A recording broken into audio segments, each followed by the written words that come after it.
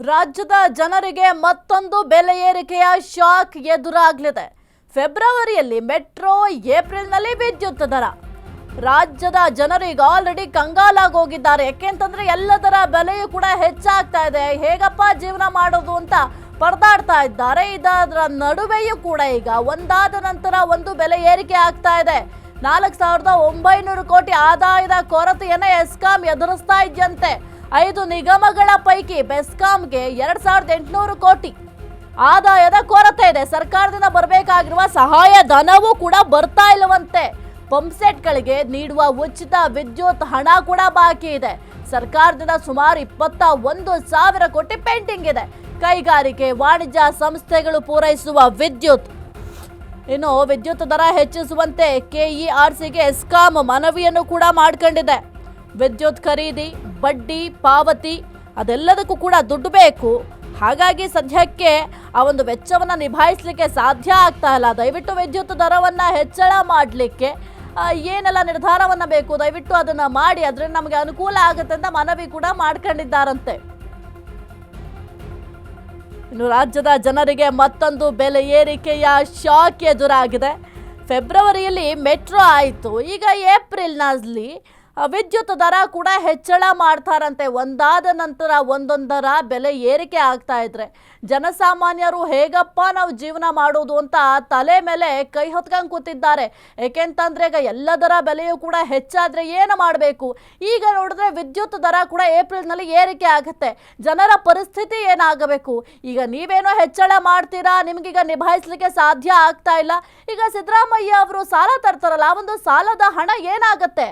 ಸರ್ಕಾರಕ್ಕೆ ಎಲ್ಲವನ್ನೂ ಕೂಡ ಈಗ ಲೆಕ್ಕ ಕೊಡಬೇಕಾಗುತ್ತೆ. ಜನರಿಗೆ ಸರ್ಕಾರ ನಡೆಸೋದು ಅಂತಂದ್ರೆ ಅಷ್ಟು ಈಸಿ ಇಲ್ಲ. ಕಾಂಗ್ರೆಸ್ ಆಗಿರಬಹುದು, ಬಿಜೆಪಿ, ಜೆಡಿಎಸ್ ಯಾವುದೇ ಸರ್ಕಾರ ಅಧಿಕಾರದಲ್ಲಿ ಇದ್ರೂ ಕೂಡ ಜನರಿಗೆ ಹೊರೆ ಆಗ್ತಾ ಇದೆ ಹೊರತು ಇಲ್ಲಿ ಜನರಿಗೆ ಅನುಕೂಲ ಆಗುವಂಥದ್ದು ಏನು ಮಾಡ್ತಾ ಇದ್ದಾರೆ? ಆಗ ಜನರಿಗೆ ಉಚಿತವಾಗಿ ವಿದ್ಯುತ್ ಕೊಡ್ತೀವಿ ಅಂತ ಹೇಳಿದ್ರೆ, ಆದ್ರೆ ಈಗ ವಿದ್ಯುತ್ ದರ ಕೂಡ ಏರಿಕೆ ಮಾಡಿದ್ರೆ ಜನಸಾಮಾನ್ಯರಿಗೆ ಏನಾಗಬೇಕು? ಅವರ ಪರಿಸ್ಥಿತಿ ಏನಾಗಬೇಕು?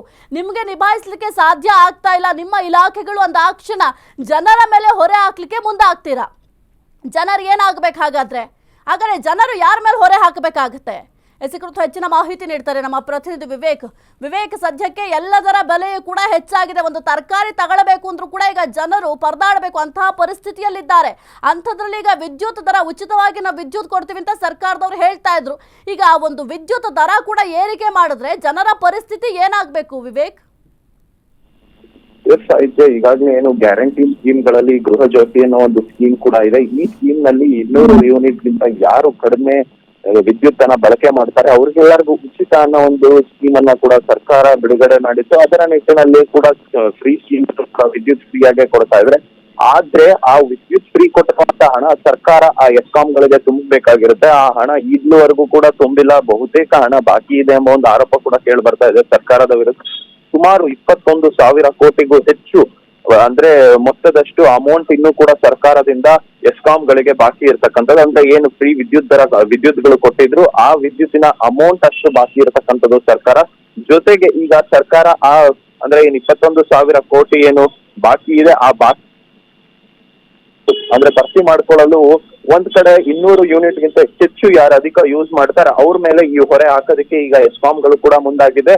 ಇದೇ ತಿಂಗಳು ಅಂದ್ರೆ ಮುಂದಿನ ತಿಂಗಳು ಮಾರ್ಚ್ ಅಥವಾ ಏಪ್ರಿಲ್ ಅಷ್ಟೊತ್ತಿಗೆ ವಿದ್ಯುತ್ ದರ ಏರಿಕೆ ಮಾಡೋದಕ್ಕೂ ಕೂಡ ಈಗಾಗಲೇ ಸೂಚನೆ ಹೊರಡಿಸೋದಕ್ಕೂ ಕೂಡ ಒಂದಿಷ್ಟು ಚರ್ಚೆಗಳು ಸರ್ಕಾರದ ಮಟ್ಟದಲ್ಲಿ ಮತ್ತು ಎಸ್ಕಾಂ ಮಟ್ಟದಲ್ಲಿ ಕೂಡ ನಡೀತಾ ಇದೆ. ಜೊತೆಗೆ ಇದರ ಜೊತೆಗೆ ಮೊನ್ನೆ ಅಷ್ಟೇ ಒಂದ್ ಸ್ವಲ್ಪ ತಿಂಗಳುಗಳ ಹಿಂದೆ ಅಷ್ಟೇ ಸುಮಾರು 40ರಿಂದ 45% ಅಷ್ಟು ಮೆಟ್ರೋ ದರವನ್ನು ಕೂಡ ಏರಿಕೆ ಮಾಡಿದ್ರು. ಅದಾದ ಬಳಿಕ ಈಗ ಮತ್ತೆ ಫೆಬ್ರವರಿ ತಿಂಗಳಿನಲ್ಲಿ ಮತ್ತೆ 5% ಮೆಟ್ರೋ ದರ ಏರಿಕೆ ಮಾಡೋದಕ್ಕೆ BMRCL ಹಾಗೂ ಸರ್ಕಾರ ಚಿಂತನೆ ನಡೆಸುತ್ತಿದೆ.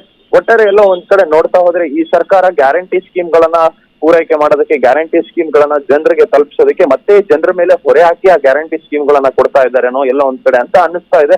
ಯಾಕಂದ್ರೆ ಬಹುತೇಕ ದರಗಳು, ಹಾಲಿನ ದರ ಆಗಿರ್ಬೋದು, ಮತ್ತೆ ವಿದ್ಯುತ್ ದರ ಆಗಿರ್ಬೋದು, ಮೆಟ್ರೋ ದರ ಆಗಿರ್ಬೋದು, ಈ ರೀತಿ ಅನೇಕ ದರಗಳನ್ನ ಕೂಡ ಸಾಕಷ್ಟು ಬಾರಿ ಈ ಸರ್ಕಾರ ಬಂದಾಗಿನಿಂದ ಕೂಡ ಏರಿಕೆ ಮಾಡಿದೆ. ಆ ಏರಿಕೆ ಅಮೌಂಟ್ ಯಾವ ಅಮೌಂಟ್ ಸಿಗುತ್ತೆ ಆ ಅಮೌಂಟ್ ನಲ್ಲೆಲ್ಲ ಗ್ಯಾರಂಟಿ ಸ್ಕೀಮ್ಗೆ ಉಪಯೋಗ ಮಾಡಿಕೊಳ್ತಿದೆ ಅಂತ ವಿಪಕ್ಷಗಳು ಕೂಡ ಕಿಡಿಕಾರ್ತಿದ್ದಾರೆ. ಜೊತೆಗೆ ಸಾರ್ವಜನಿಕರು, ಸಾಮಾನ್ಯ ಜನರು ಕೂಡ ಅಷ್ಟೇ, ಬೆಂಗಳೂರು ಆಗಿರ್ಬೋದು ಮತ್ತೆ ಈ ರೀತಿಯಾದಂತ ಅರ್ಬನ್ ಜಾಗಗಳಲ್ಲೂ ಕೂಡ ಬದುಕೋದಕ್ಕೆ ಕಷ್ಟ ಆಗ್ತಿದೆ. ಈ ರೀತಿ ಪದೇ ದರಗಳನ್ನ ಏರಿಕೆ ಮಾಡ್ತಾ ಇದ್ರೆ ಎಲ್ಲ ವಸ್ತುಗಳ ಮೇಲೆ ಅಂತ ಒಂದು ಆರೋಪ ಕೂಡ ಮಾಡ್ತಾ ಇದ್ದಾರೆ ಸಾಹಿತ್ಯ. ಓಕೆ, ಥ್ಯಾಂಕ್ ಯು ವಿವೇಕ್ ನಿಮ್ಮೆಲ್ಲ ಮಾಹಿತಿಗಾಗಿ.